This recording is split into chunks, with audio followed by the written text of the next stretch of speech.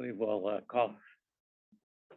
Okay, so we'll call the meeting to order and ask the clerk if she would take a roll.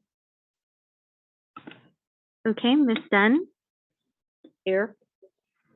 Mr. Stovall, Here. Dr. Na, Here. Mr. Neptune. Due to the chair, we have a quorum. Okay, great. Thank you. Let's go then and take a look at the consent calendar. Hopefully everybody's had a chance to take a look at that. Do we have a motion on the consent calendar? So move. Okay, we have a motion. Do we have a second? Second? Okay, motion by Ms. Dunn, second by Dr. Na. If clerk would take the roll. Ms. Dunn, Yes. Mr. Stovall, Yes. Dr. Na. Yes. Due to the chair, motion passes. Okay, great. Thank you. Thank you. Well, let's, preparing for the public hearing, ask anyone who will be testifying to raise your right hand and respond to the following oath. Do you solemnly swear or affirm under penalty of perjury that the testimony you're about to give and the matters pending before the hearing board today shall be the truth, the whole truth, and nothing but the truth? I do. Okay, so that record should reflect that all responded positively. And with that, then we'll turn to docket number S2302S. That's a short variance for Era Energy LLC. And I believe, Shannon, is that yours? Or? Yes, thank you. Do we want to introduce the petitioners? Right. Why don't we go ahead and if you'd state your name. Yeah, I'm Aaron Albrocht. I'm an environmental specialist for Era Energy. And Steve Lee, process supervisor for our Valley Operations Gas and Power Systems. Okay, great. Welcome. And with that, then, Shannon, do you want to lead it? Yes, thank you. My name is Shannon Moore. I'm an air quality specialist here at the district. Before I begin, I want to point out that we, after speaking with Aaron earlier, we did agree to make a change to condition 9. It's on the last page of the staff report at the top. This is going to be a change, an update to the notification requirement of condition 9. The new condition will read, and I don't think you need to necessarily write this all down. It will be in the final decision order that will be sent to you for signature. But the new condition will read, ERA shall notify the district at least 24 hours, but no earlier than 96 hours prior to shutting down the Section 32 Sulphur-Ox plant. Notification shall be sent by email to Renee Chavez at her email address. So with that, before you this morning is Era Energy LLC. They operate equipment in the production of light crude oil within the Bell Ridge oil field in Kern County. Water and gases are also produced with the crude oil, and the gases are separated and collected by a gas gathering system. Under normal operations, the collected gases are compressed and piped to the Section 32 Sulphur-Ox plant for processing, where sulfur and remaining liquids are removed. The processed gas is then sent to the field where it is used to fuel steam generators. ERA has identified a section of pipe at the Sulphur-Ox plant that is in need of maintenance. In order to isolate the section of pipe and complete the necessary work, they will need to bypass the sulfur removal process at the Section 32 gas plant. As a result, untreated gas containing high concentrations of hydrogen sulfide will be sent to steam generators that normally receive treated gas. This will cause the steam generators to operate out of compliance since untreated gas with a higher concentration of hydrogen sulfide will produce excess SOx emissions during combustion. Therefore, ERA is seeking a short variance from requirements of the applicable district rules in addition to the applicable conditions of the subject permits. The requested variance would be for a non-consecutive 48-hour period to occur sometime between February 8th, 2023 and March 9th, 2023 inclusive.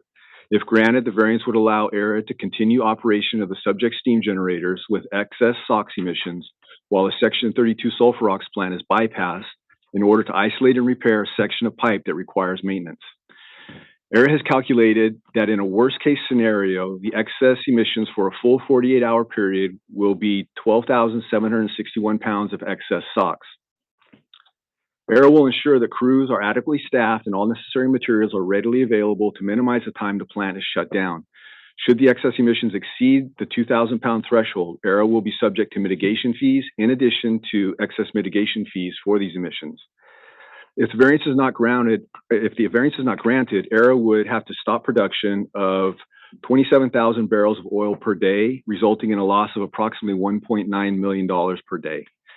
The district believes the required findings as set forth in the California Health and Safety Code can be made and recommends that ERA Energy LLC be granted a short variance with the conditions on pages 4, 5, and 6, with the updated notification requirement in condition 9. That concludes the district's presentation. Okay, thank you, Shannon. Any questions for Shannon? Okay. Clear. With that, then we'll turn to the petitioners. Is there anything you'd like to add to that? No, I've spoken with Shannon before. We had just a few concerns about the 48-hour notification. We'd like to have like a little bit of a buffer zone so we can, you know, if we start up a little earlier or a little later than was in the notice, we could do that. So that's the reason for the condition 9 change. But other than that, everything's in proper order there. Okay, great. Yeah. Any questions? I have none. Okay, let's see if there's any public comment. I don't see any one, but I assume there's no one up there in Fresno, so the record should reflect that there are no public comments. That being the case, then we'll go ahead and close the hearing and see if we have any motion. Go ahead. You or me?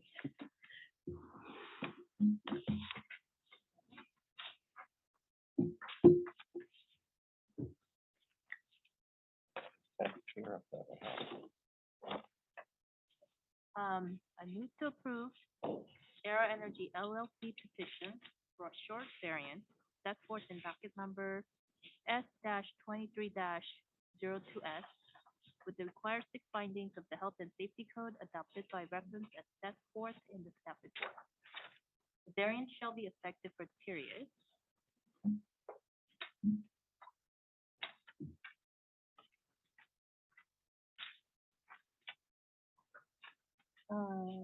a non-consecutive 48-hour period to occur sometime between February 8, 2023 and March 9, 2023, inclusive or until maintenance work is completed on the section of pipe at the Section 32 Sulfur Ox plant and the plant is returned to normal operation, whichever occurs first, and shall be subject to conditions on pages 4 to 6 of the staff report. And that includes the modification that was made in the record, right? And should include the modification made in the report, believe specifically number 9 on page 6. Right. Okay, we have a motion by Dr. Na. Do we have a second? I'll second the motion. Okay, motion by Dr. Na, second by Ms. Dunn. Any further discussion? If not, we'd have the clerk take the roll, please. Okay, Ms. Dunn, Yes. Mr. Stovall, Yes. Dr. Na, Yes. through to the chair, motion passes. Okay, great, thank you. Thank you. Good luck. Thank you, folks. Thank you. Okay, okay. Any board comments? Just as usual, great job by the staff. I think Yeah. That's very, Very thorough. Understood it all. very Clear. So with that, then I'll ask for public comment, but I'm not seeing anyone here, so there being no public comment, we'll go ahead and just remind everybody that our next meeting is set for March 8th, 2023. Any staff comments? I'm sorry, I forgot. No, Anything? thank you. Okay, good to see everybody on board. We've got a council with us and everybody's on board, so. Yep. So, we are then, adjourned. If I had a gavel, Great. I'd pound it. Thank you. Have a good day. Bye.